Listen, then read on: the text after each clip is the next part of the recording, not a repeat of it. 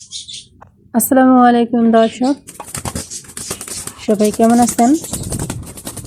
তো প্রতিদিনের মতো আজকেও আমি আপনাদের সঙ্গে একটা বিষয় শেয়ার করব, যে বিষয়টা হয়তো বা অনেকেই জানে না, বা কী করলে কবুতর সুস্থ থাকে বা কবুতর শরীরেও কোন হয় না, সেই বিষয়গুলো নিয়ে আমি আলোচনা করব।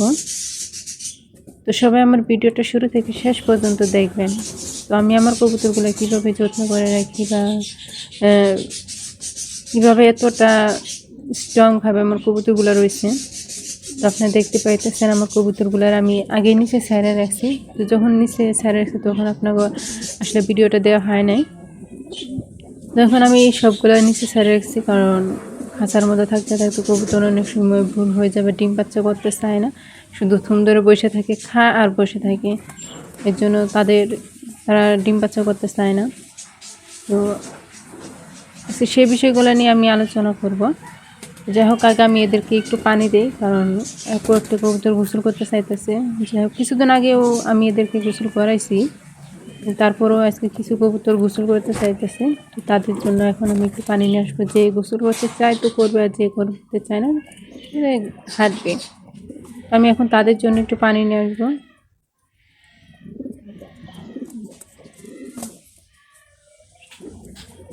দেখেন সবগুলোর কি অবস্থা। যাই হোক, এখন আমি এখানে পানি দিয়ে দিছি, পানির ভিতরে একটা ইট দিয়ে দিছি, কারণ বাইরের ওয়েদারটাও ঠিক আছে। কারণ আমাদের ওখানে বৃষ্টি নেওয়া আজ কয়েকটা দিন থেকে অনেক গরম, আরও বাইরে অনেক রোদ। তো বেশি কথা বলতে চাই না, আজকে যে বিষয়গুলো নিয়ে আমি আলোচনা করব সেই কথাগুলো আজকে বলি। এখন কিছু কবুতর আমার এই সাইডে চলে আসছে। আসল কথা হচ্ছে কি, আপনারা যারা কবুতর লালন পালন করেন, বা অনেক আপুরাই আছে যে বাসায় কবুতর পালেন, কবুতর সবসময় খাঁচার মধ্যে রেখে দেন, বা অনেকে আমাকে কমেন্ট করেন যে কবুতর ডিম দেয় না কেন। এই বিষয়গুলো অনেকে আমার সঙ্গে আলোচনা করেন, আমার কমেন্টে কমেন্ট করেন। আজকে তাদের উদ্দেশ্যে আমার এই ভিডিওটা। কথাটা হচ্ছে, আপনারা, কারণ একটা মানুষ এক জায়গায় থাকতে থাকতে যেমন তাদের ভালো লাগে না, তেমনি হচ্ছে কবুতরও। কারণ একটা পশু পাখি তারা উঠতে পছন্দ করে, বন্দি থাকতে পছন্দ করে না। কারণ তারা যদি উড়াউড়ি করে বা হাঁটা চলাচল করে, তাহলে তাদের শরীরও ভালো থাকে, এবং কি তারা ডিম বাচ্চাও করতেছে। আর যদি সবসময় তাকে একভাবে রাখা হয়, তারা অনেক ভোর হয়ে যায়। আমি কিছুদিন পর পরে আমি এদেরকে নিচে ছাড়ে রাখি, যাতে এরা একটু হাঁটতে পারে বা একটু উড়াউড়ি করে, বা এদের শরীরটা যেন ভালো থাকে, সেজন্য আমি এদের কিছুদিন পর পরে আমি নিচে ছাড়ি। আর আমি যে গোসল করাই, অনেকে হয়তো বা বলবেন যে আপু আপনি তো ঘন ঘন কবুতরকে গোসল করান কেন? আসলে হচ্ছে, কবুতর ঘন ঘন গোসল করার কবুতর শরীরটা ভালো থাকবে, কবুতর শরীর স্ট্রং থাকবে, কবুতর শরীর লৌকন থাকবে না, কোনো দুর্গন্ধ হবে না। এর জন্য আমি কিছুদিন পর পর গোসল করাই। আর কবুতরও ঠান্ডাও লাগে না, কারণ হচ্ছে আমি গোসল করানোর আগেই আমি ওদেরকে ঠান্ডার ওষুধ খাওয়াই, এবং কি যখন গোসল করাই সেই গোসলের পানিতেও আমি জীবাণুনাশক ওষুধ দিই, যাতে কবুতরের কোনো সমস্যা যাতে না হয়, সেজন্য। তো আপনারাও চেষ্টা করবেন যে যখন কবুতরগুলো নিচে ছাড়বেন, কিছুদিন পর পর আপনারা কবুতরকে নিচে একটু ছাইড়া রাখবেন। 2-3 জোড়া যাই পারেন নিচে একটু করে ছাইড়া রাখবেন, ঘন্টাখানিকের মতন। তো তাহলে ওরা একটু উড়বে, শরীর একটু হাঁটবে, তাদের ভালো লাগবে, তো তখন তারা ডিম বাচ্চাও করতে চাইবে।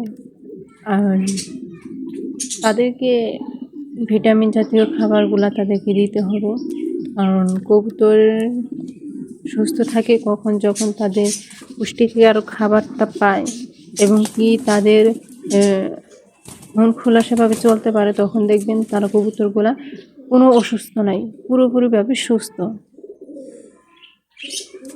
আর কবুতরকে যত ওষুধ কম খাওয়ানো যায়, ততই কবুতরের জন্য ভালো। কারণ কবুতরের ওষুধটা খুবই কম খাওয়াইলে কবুতরের শরীর ভালো থাকবে, আর যত ওষুধ খাওয়াইলে কবুতরের শরীরটা অন্যরকম হয়ে যাবে। ওষুধটা কম খাওয়ানো ভালো। আর আমার কবুতরে যদি কোনো ঠান্ডা লাগে বা কোনো সমস্যা হয়, আমি তার আগে ঘরোয়াভাবে যে টিপসগুলো আছে সেগুলো আমি আমার কবুতরের ব্যবহার করি, ইনশাল্লাহ ভালো হয়ে যায়। আমি কোনো ওষুধ খুব বেশি একটা প্রয়োগ করি না। আর আমার কবুতরগুলো দেখতে পাচ্ছেন, কারণ কিছুদিন আগে গোসল করছে, তো এখন তারা গোসল করতেছে না, কারণ তাদের শরীর এখন ভালো সুস্থ আছে, এর জন্য তারা গোসল করতে চাইতেছে না। অনেক কবুতর দেখেন যে গোসল করায় না, অনেক দিন হয়ে যায়, তারা গোসল করার জন্য ছটফট করে, পানি পাওয়ার সঙ্গে সঙ্গে পানির মধ্যে ঝাইপা পড়ে। আর আমার এই কবুতরগুলো আমি কিছুদিন পর পর গোসল করে, আর যখন তাদের গোসলে পানি দিই তার সঙ্গে জীবাণুনাশক ওষুধটাও আমি দিয়ে দিই।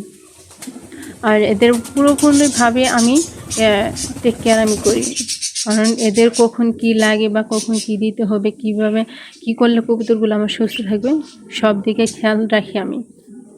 আর এদের উকুন দুর্গন্ধ কোনো কিচ্ছু নেই, কারণ আমার রুমের সঙ্গে রাখি। আমার রুম আর আমার বারান্দা এক, আমার জানালার সঙ্গে হচ্ছে আমার কবুতরের খাঁচা। কোনো দুর্গন্ধ হবার কোনো চান্সই নেই, কারণ আমি কিছুদিন পর পর পরিষ্কার করি, কবুতর গোসল করে, এর জন্য দুর্গন্ধটা হয় না। তো আপনারা এইভাবে চেষ্টা করবেন আপনাদের কবুতরকে এইভাবে সুস্থ রাখার জন্য। আর আমার সবগুলো কবুতর দেখতে পাচ্ছেন আমি নিচে কি সুন্দর করে দাঁড়িয়ে রাখছি, আর ওরা কি সুন্দর করে হাঁটতেছে। কবুতরটা আমার এখানে ব্রিডিং করার জন্য একটু লাফালাফি বেশি করতেছে, যে কবুতরগুলো এখন আমার ব্রিডিং চলতেছে, কবুতরগুলো এখন এখানে একটু ফাড়াফাড়ি করতেছে ব্রিডিং করা যাবে। এখানে আরেকটা আমার জানলা দিয়ে ফুসকে পারতেছে, বাহিরে চলে যাচ্ছে বারান্দার ওই সাইডে। মানে এখন যদি ধরতে যাই তাহলে তো উড়াল দিবে নিচে, আমি সরাই দিই। তো মার্শাল্লাহ দেখতে পাচ্ছেন আমার কবুতরগুলো। আর আপনারাও চেষ্টা করবেন এভাবে আপনাদের কবুতরকে ভালো রাখার জন্য।